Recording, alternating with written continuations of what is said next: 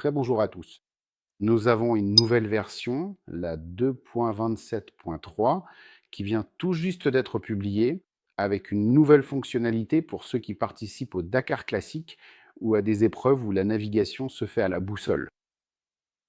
Donc, une fois que tout est connecté, c'est prêt.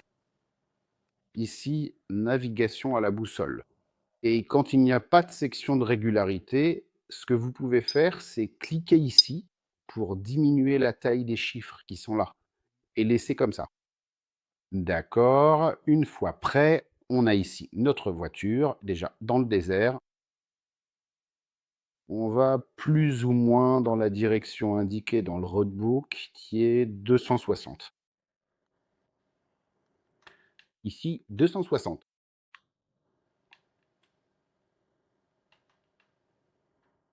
Très bien. Et la première chose que je vais faire, c'est indiquer que je suis sur la première vignette. Donc là, ce serait 17,78. Ici.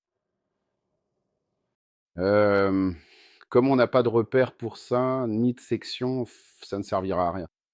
Pour la distance, la prochaine est à 0,82.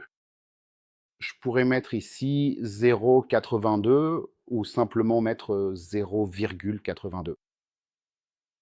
Et le cap que nous devons suivre à partir de là, de cette vignette, c'est 2, 6, 8.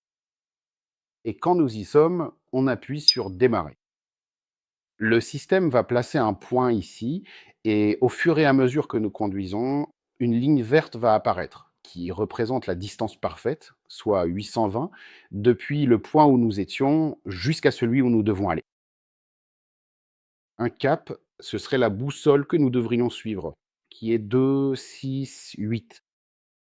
Où tu es depuis la position actuelle jusqu'à l'endroit où tu dois aller. Donc, il te reste 0,799 km et le cap à prendre depuis ta position actuelle est 269. Combien a été parcouru et quel est le cap que nous avons en ce moment? En arrière, si on fait glisser ici, on peut voir notre trajet qui est enregistré au fur et à mesure qu'on conduit. On peut aussi changer l'inclinaison ainsi que le zoom. D'accord, je comprends parfaitement. Et puis, une fois que nous serons arrivés là-bas, il sera absolument nécessaire de changer de direction. Alors, je vous demande de bien vouloir patienter un petit instant supplémentaire avant que nous n'atteignions enfin notre destination finale. Attends. Donc, le copilote, quand il est là-dessus, peut déjà préparer le prochain changement, qui serait pour le cap 180.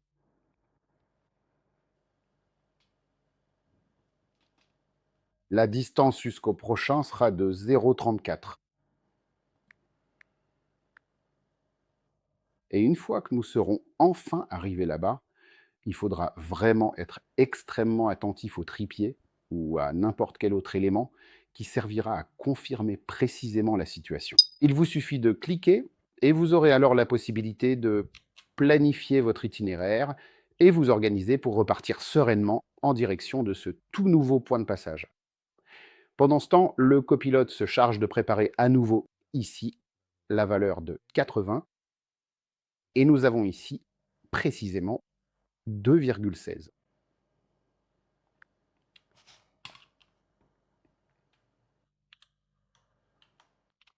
Et quand il passera précisément par là, il clique déjà tout de suite pour aller directement là-bas.